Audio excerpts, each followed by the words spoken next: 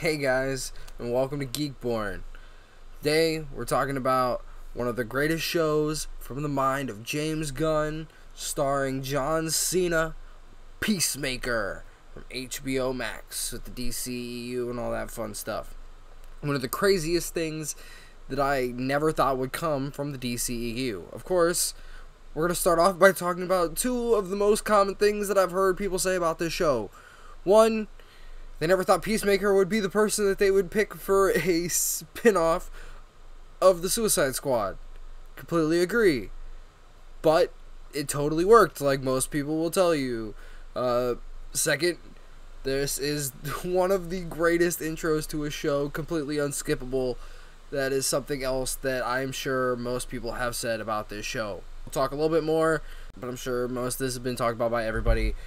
First off, I just want to talk about how crazy Vigilante is as a character. I mean, that's his whole thing. He's like a psychopath, sociopath, going around just straight up murdering people for doing some of the worst things, some of the most mundane things. Like, he mentions graffiti as being a reason to murder someone. There's an end credit scene where you see a couple characters, including Peacemaker, smoking some weed.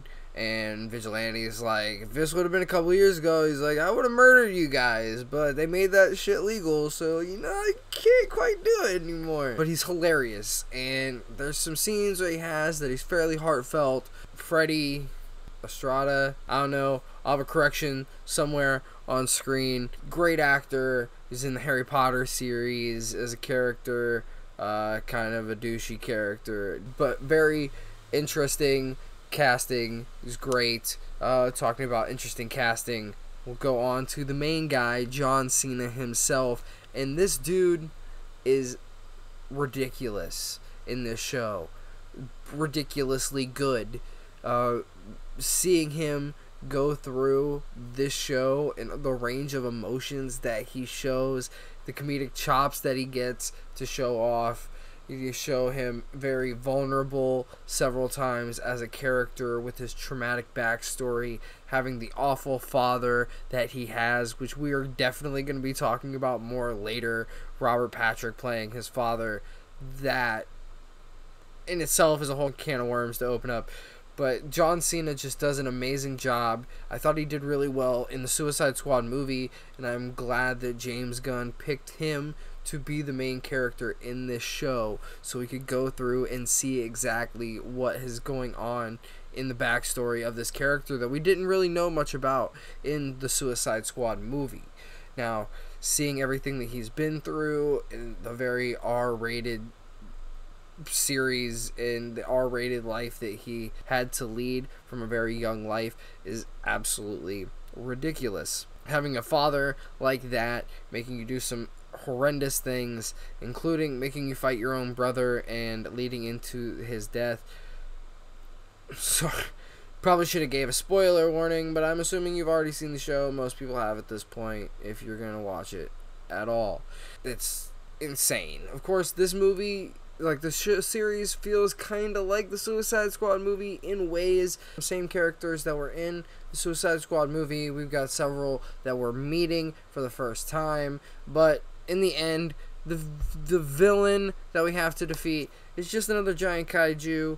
It's not necessarily the alien's fault for being there in the first place, just like Starro in the Suicide Squad film. Also, I guess spoilers for the Suicide Squad film if you haven't seen that. What are you doing? Go watch the things. I'm not your dad. I can't protect you from all the spoilers or whatever. John Cena, he gets some great spots to just let out some crazy anger for this character, just yelling at the Vigilante character or getting in fights with his father. A lot of his interactions with his father are really interesting to watch. His father's neighbor, all of his interactions with that dude, he's just mad at this old dude for basically existing. Of course, this old guy is apparently just trying to make conversation. I don't know. The conversations he's picking, he's trying to rile up John Cena's Peacemaker character. What is going on?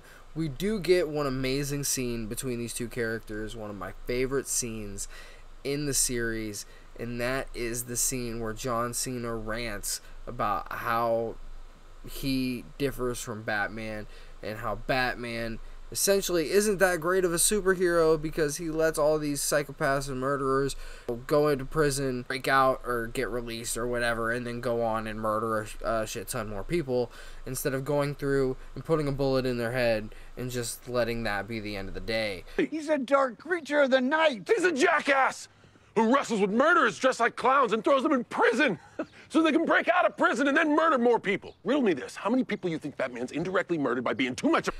But, of course, we're not sure exactly what Batman we're talking about in this situation. That whole scene, it's great getting John Cena just to rant at this old man. Just to see the emotion from John Cena through that is so good. And then we'll go on to talk about Robert Patrick. We'll get back to him.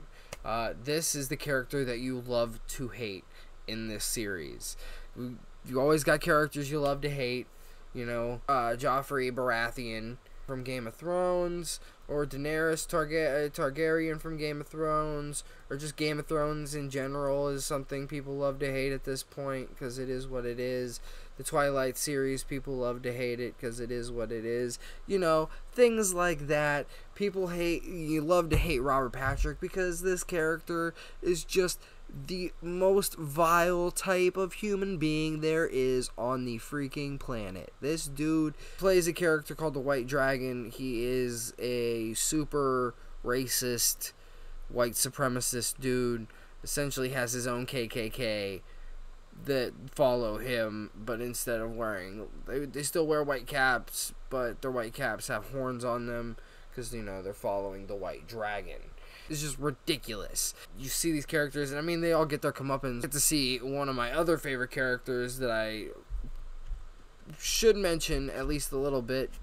I would love to mention everybody, but you cannot not mention John Economos. He was in the Suicide Squad movie, being one of the guys in the chair, but now we get to see him by the end of the series actually get a little action going on in the field instead of him just being the dude in the chair in the office all the time. He slowly begins to become that guy, dealing with the shenanigans of Peacemaker, especially calling him awful names like Diebeard. But Robert Patrick, we get to also see him in his suit as the White Dragon, and there's a huge fight between him and John Cena, and of course John Cena ends up prevailing in the fight, unfortunately having to take the life of his father, because there is no other way around it. I mean, his father is trying to kill him. There is no way that his father is not going to continue trying to kill him, so he just goes through and going to put a bullet right between his eyes. It's very sad, even though at first Vigilante thinks he's doing some kind of facial exercises, because that's what he said he was doing in an earlier scene when he was crying, and he's now crying again and making similar faces. Try to play some laughs, get some dark humor in the series. It's a lot at points. I don't know if I could binge this show all the way through. Maybe. I've really only watched it when it was coming out. I've watched bits and pieces here and there after it came out, watching with my brother and whatnot. Definitely should watch it again. It's such a good show.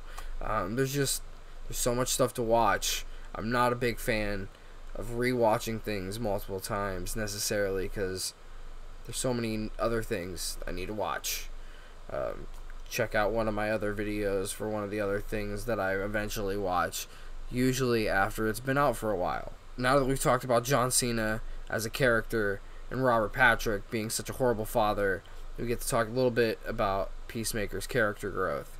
Originally starting out as this man who will kill anyone for peace, man, woman, or child, but realizing that it's not exactly what he wants. You know, and not everybody's vision of peace is the same thing. And that's what we also learn by the end of the series, when we have the main villains, the butterflies, that are trying to go through and take over certain people in the human race so they can go through and create a better world for the humans, so they say. But we don't really know if that's the case necessarily. Most of them are going to be wiped out at this point. They're either dead or they lost their food source. There's at least one known left alive that seems to frequently visit Peacemaker by the end of the series. We'll just have to see if that continues on later on throughout the series, because we know there are several other butterflies all over the world. We just know about the ones really in the United States. So maybe this thing will be something that ends up continuing later on. But Peacemaker goes through, and he has a lot of growth going on as a character, realizing that not everything that he had dealt with as a kid was his fault necessarily. Even though he felt it was his fault, he was told it was his fault because that's what his father said, but his father was a terrible person and did not want to take the blame for those kind of things. So he goes through and places the blame on his son, not necessarily the best thing to do. So by the end of the show, Peacemaker seems to be a more rounded person. He has his love interest, big quotes there, Harcourt, who realistically, he's just got out of prison. He's just trying to, find someone to smash. But her trying to put him off because they're coworkers and she's not into that kind of thing. But as the season goes on, he starts to grow more as a character, more as a person. She goes through and she realizes that he's not completely what she thought whenever she first met him, and there might be more to this man than originally, thought or intended. It's a lot. The comedy's great in the series. I definitely recommend. It's a good laugh, but there's also a lot of emotion.